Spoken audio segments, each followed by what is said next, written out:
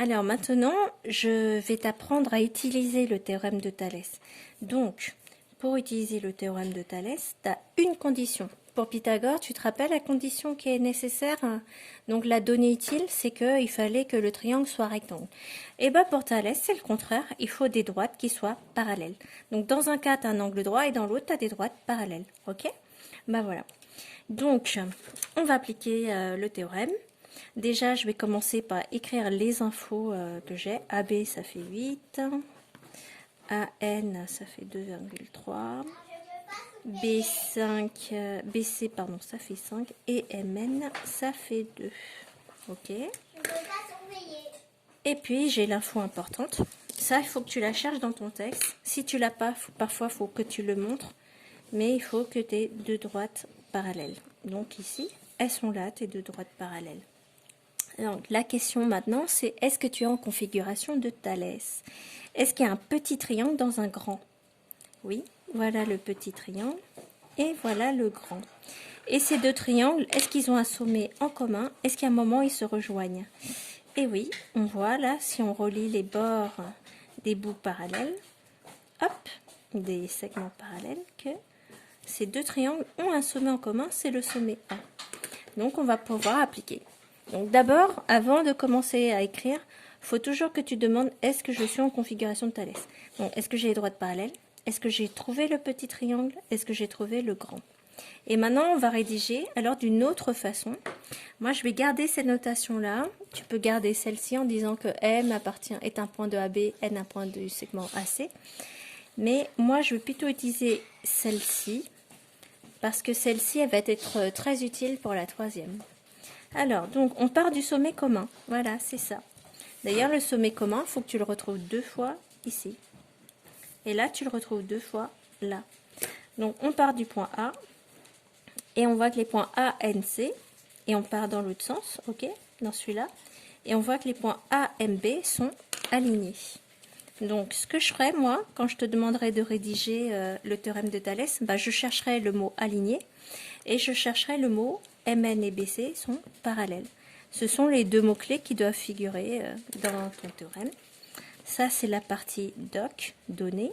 Ok, c'est les données. Ensuite, tu as la partie O comme outil. Tu te rappelles, données, outils, calcul et conclusion. Donc, ta partie outil, c'est que tu appliques le théorème de Thalès. Et maintenant, tu repères, tu pars de ton sommet commun, tu l'écris 4 fois.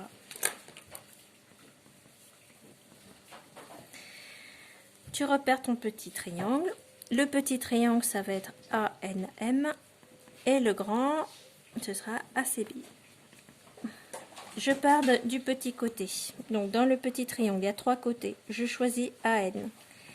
AN, si je l'agrandis, il devient le côté AC. Donc, AN sera proportionnel à AC dans le grand triangle. Ensuite, AM, lui, du petit triangle, sera proportionnel au côté AB dans le grand triangle. J'ai juste à prolonger. Et NM se retrouvera sur le côté CB. NM, tu vois, il me reste les lettres en bleu. Je le retrouverai sur C et B. Voilà. Et maintenant, j'ai plus qu'à compléter au niveau des longueurs. Donc, AN, c'est 2,3. AC, je connais pas, je recopie. AM, je connais pas, donc je recopie. AB, c'est 8, je complète. NM, c'est 2. Et CB, c'est 5. Alors, tu dois te demander, et qu'est-ce que je fais si je n'ai pas une fraction complète où j'ai toutes les infos? T'inquiète pas, si tu veux appliquer le théorème de Thalès, tu es obligé d'avoir une fraction entière. Tu vois, là, c'est une fraction où tu ne connais pas la valeur, une des valeurs. Mais pour appliquer le théorème de Thalès, tu auras toujours une fraction où tu connais les deux valeurs. Voilà. Et maintenant, je veux calculer AM. Alors, moi, je fais mon truc à l'envers. C'est-à-dire que j'écris AM sur 8, puisque je veux AM. J'ai besoin de ça. Et j'ai besoin de ma fraction entière, celle où il y a les deux infos, 2 sur 5. Comme ça, je peux faire mon produit en croix. Alors, comment est-ce qu'on fait un produit en croix? On fait une croix, mais on part d'une croix où tu peux calculer que deux nombres. Ici, par exemple, je peux pas parce que je peux pas faire AM fois 5, je connais pas la valeur, mais je peux faire 8 fois 2. Je peux calculer 8 fois 2, ça fait 16, et ensuite je vais le rediviser par 5, donc ça va être 8 fois 2, et je vais diviser par 5. Et en le tapant sur ta calculatrice, tu vas trouver 3,2 cm. Voilà. Tu vas faire pareil pour AC, donc tu vas écrire quart. Alors, où est-ce qu'il y a AC? Là, là, là, pas ici. 2,3, tu vois, sur AC. Et je recopie la fraction complète, 2 sur 5. Et après, je cherche, est-ce que ça, je peux calculer? Non, mais ça, oui. Donc, mon produit en croix, il commence là. Donc, je vais faire 2,3 fois 5. Et je vais diviser par le nombre qui reste, c'est 2. Et en tapant sur la calculatrice, je vais trouver 5,75 cm. Voilà. Et donc, tu as fini l'exemple 1.